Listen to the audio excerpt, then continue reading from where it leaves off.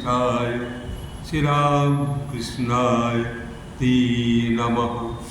जननीं शारदां देवी रामकृष्णं जगद्गुरुं पादोपद्मे तयोषित्वा प्रणमामि मुहुर्मुहुः।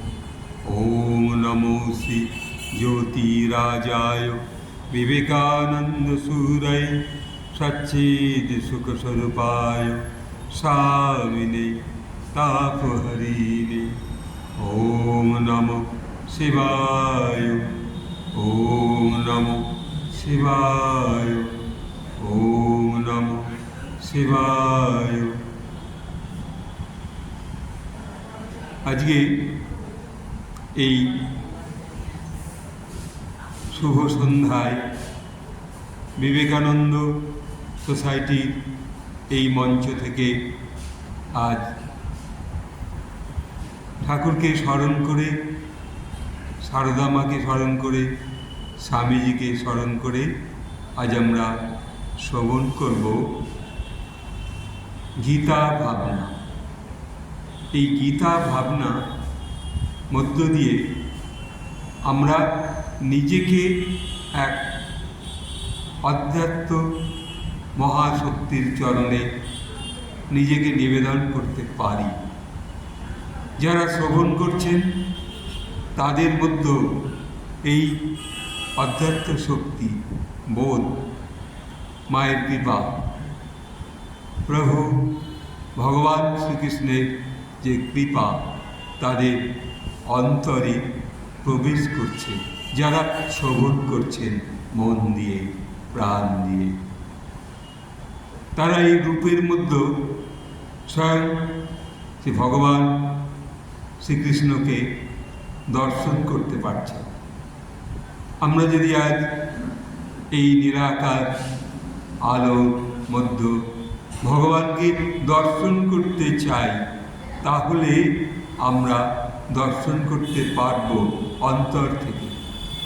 মনের মধ্যে, মনের মণিকোঠায় ভগবান শ্রীকৃষ্ণের সেই রূপকে আমরা দর্শন করছি এবং তার সেই ত্রিভঙ্গ মুরারি রূপ, তার হাতে বাঁশি আর তার সেই পরনে অপূর্ব এক গৈরিক বসন, আর ভগবান শ্রীকৃষ্ণের স্কন্ধে একটা অপূর্ব গোলাপি রঙের একত্তরী, তার হাতে বাঁশি এবং মাথায় মুকুট ও ময়ূরের সেই পালক, সেই রূপকে আমরা দর্শন করছি।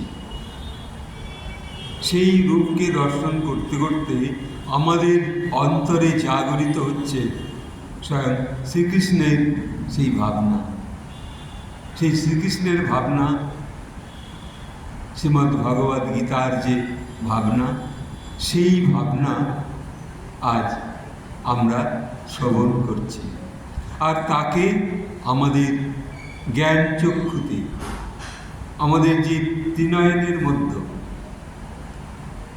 দেবী দুর্গার যে পর্ব, মহালয়ার পর্ব শেষ, এবার মায়ের এই যে নবম রাত্রি, আজকে দ্বিতীয় দিন অতিক্রান্ত। এই সময় ভগবানকে আমরা অন্তর দিয়ে স্মরণ করছি। সে ভগবান এখানে বলছেন, কি বলছেন? ষষ্ঠ অধ্যায় যোগ অভ্যাসে ভগবান শ্রীকৃষ্ণ বলছেন তাকে, অর্জুনকে। অর্জুন তখন সেই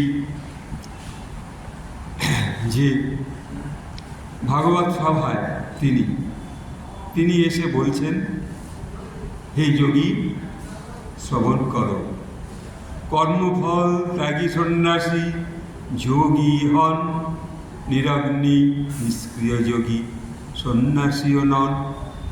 তাহলে যারা সন্ন্যাসী তাদের মধ্যেও সেই সত্য ত্যাগ যদি না থাকে, তাহলে পরে তারাও সেই যোগীর সেজেও যোগীরূপ হতে পারে না।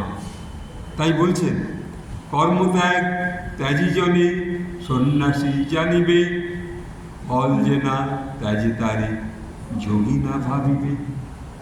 তাহলে যে সন্ন্যাসী সেজেছে, আবার তিনি ভাবছেন যে আমি সন্ন্যাসী, কিন্তু এখানে ভগবান বলছেন যে সে শুধু গেরুয়া ধারণ অনেকেই পড়ে, সাধারণ মানুষের মধ্যেও, তাদের মধ্যেও সেই যোগী অনুভব অনেক সময় তারা ভাবিয়ে তোলে, কিন্তু তারা অনেক সময় যোগী হন না।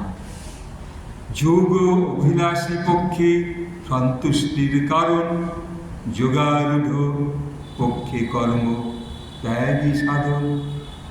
যেজন ইন্দ্রিয় ভোগে আসক্ত না হন, যোগরূঢ় নামে খ্যাত ত্যাগী সেই জন।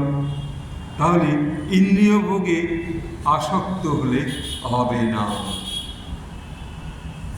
এইটা আমাদের স্মরণ করতে হবে। আমরা যখন তাকে এখন মনটা দিয়েছি, ভগবান শ্রীকৃষ্ণের চরণে এখন মনটা নিবেদন করেছি, আর তার স্মরণে মননে আমার সবটুকু আজ এই মুহূর্তে থাকবে। এই যে শ্রবণ, এই শ্রবণের মধ্যে যেন আমার কোনো চিন্তন, অন্য কোনো চিন্তা না আসে। হে প্রভু, তুমি তা রক্ষা করো, তুমি সেই করুণা সিন্ধু। তাই তো সেই প্রভুর প্রণামে আছে, হে কৃষ্ণ করুণা সিন্ধু দীনবন্ধু জগৎপতি গোপিকাকান্ত শ্রী রাধাকান্ত নমস্তুতে। নমস্তে জলদহাস, নমস্তে জলশায়িনী, নমস্তে কেশবানন্ত বাসুদেব নমস্তুতে। সেই যে তাকে প্রণাম করবার সুযোগ, তার প্রণামের যে মন্ত্রটা শ্রবণ করবার সুযোগ তিনি আমাদের এই মুহূর্তে করিয়ে দিলেন। আমরা হয়তো কেউ পথের যাত্রী, তবুও যেন সেই গীতার বাণী, গীতার উচ্চারণ আজ আমাদের কর্ণকুহরে প্রবেশ করছে। তাই বলছেন, আত্মদিয়া আত্মারে সদা উদ্ধারিবে, নিম্নগত সে আত্মারে হতে নাহি দিবে। তাহলে আত্মা দিয়া, আপন আত্মা দিয়ে আর একটা আত্মাকে উদ্ধার করে। যেমন একটা জায়গায় একটা শিশু সত্যি তার বাবাকে মাকে হয়তো সারাদিন দেখতে পায়নি, দেখতে পাবে না, তারা কর্মে গেছে। কোনো এক জায়গায় তাকে ঘরের মধ্যে জানলার কাছে রেখে গেছে, ঘর বন্ধ করে। তার সেই চোখের কান্না, তার সেই ভাবনা, তার সেই রূপ দেখে, তার চিৎকার দেখে আপনার মন কেঁদে উঠছে। একটা আত্মা আর একটা আত্মাকে দেখে মনটা কাঁদছে, আহারে বাচ্চাটা কত কষ্ট পাচ্ছে।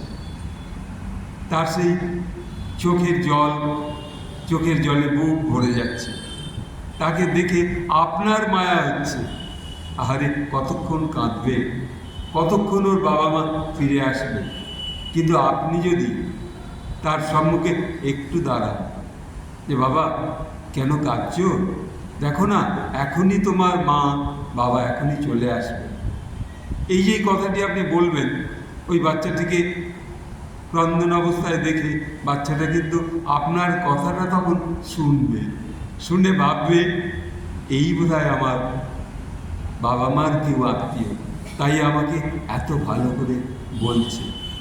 তাহলে সে শিশু তখন আপনার কথাটা শুনছে। কেন শুনছে?